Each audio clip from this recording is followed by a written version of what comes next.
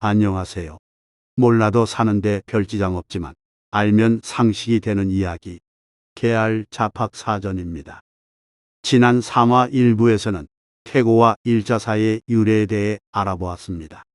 오늘은 그 이후로 고려시대 정치적, 문학적 라이벌 관계였던 김부식과 정지상이 얽힌 일자사 일화와 이미 사용된 글자를 완전히 교체하는 것이 아니라 그 글자의 일부를 수정하거나 획을 추가 또는 빼거나 하여 글을 수정하여 주는 반글자의 스승이라는 뜻의 반자사에 대해 알아보겠습니다.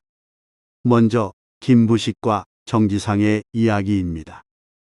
역사에 관심이 많은 분들이라면 잘 알고 계시겠지만 개경파인 김부식과 서경파인 정지상은 정치적으로 대립 관계였을 뿐만 아니라 문학적인 면에서도 라이벌 관계였습니다. 정치적 서열로는 김부식이 위였으나 문학적인 면에서의 명성은 두 사람이 당대 쌍벽을 이루었다고 합니다.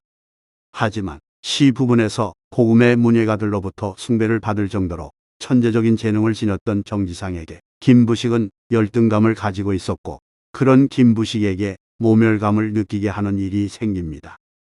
하루는 정지상이 인궁봉업하 천색정유리 절간의 연불소리 그치니 하늘빛이 유리처럼 맑구나라는 식구를 지었는데, 뭔가 깨달은 듯한 느낌에 이 구절이 마음에 들었던 김부식은 이 시를 자기의 시로 하고자 정지상에게 요구하였으나 정지상은 김부식의 이런 요청을 냉정히 거절하였다고 하니, 당시 명문 귀족 출신으로 고위 관리였던 김부식으로서는 변변치 못한 가문 출신으로 자신보다 하급 관료였던 정지상의 단호한 거절에 자존심이 얼마나 상했을지 짐작할 수 있을 것입니다.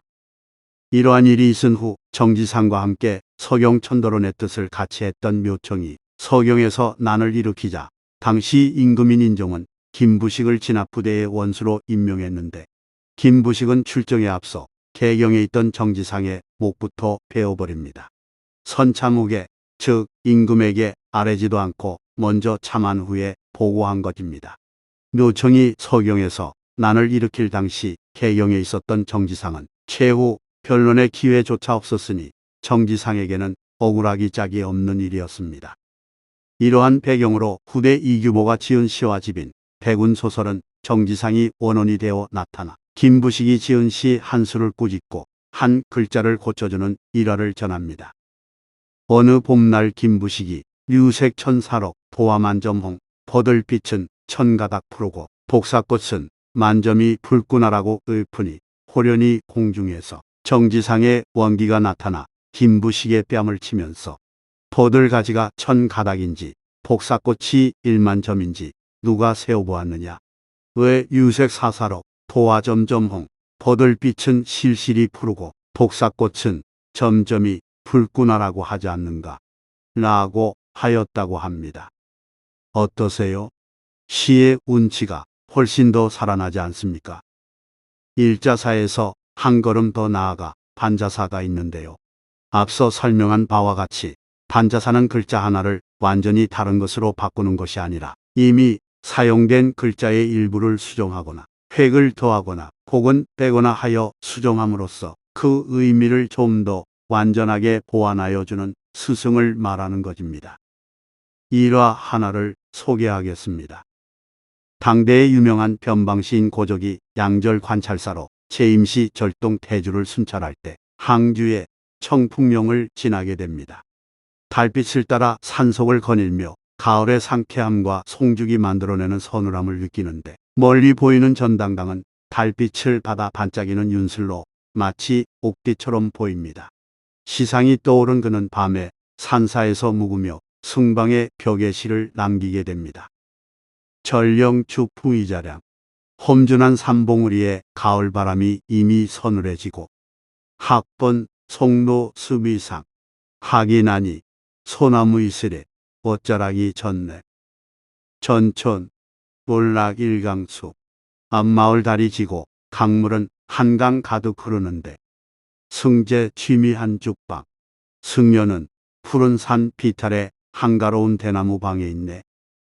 다음 날 아침 고적은 산사를 떠나 전당강에서 나룻배를 타기 위해 강가에 도착해 우연히 강물을 보니 강물이 절반만 남아있는 것을 발견하고 전당강의 물이 달이 뜨거질 때 조수관만의 차로 수량의 변동이 있음을 깨닫게 됩니다.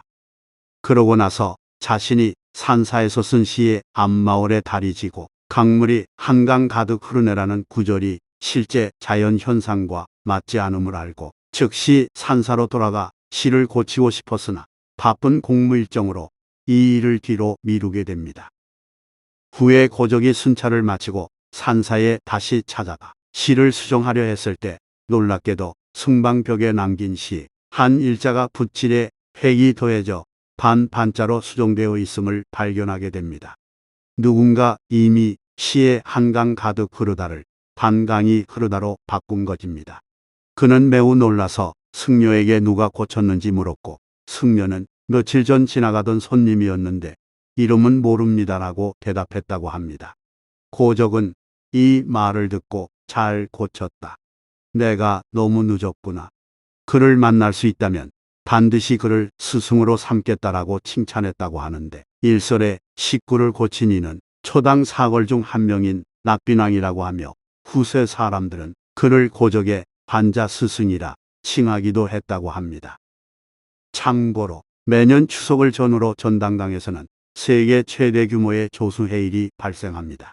이는 달의 인력으로 바닷물이 높아져 강으로 역류하는 현상으로 중국에서는 귀신 파도라 부릅니다. 브라질 아마존, 영국 세봉강과 함께 전당강이 최대 규모의 조수해일로 유명하며 전당관조라는 표현이 있을 정도로 많은 관광객들이 중추절 연휴마다 이 장관을 보려고 방문합니다.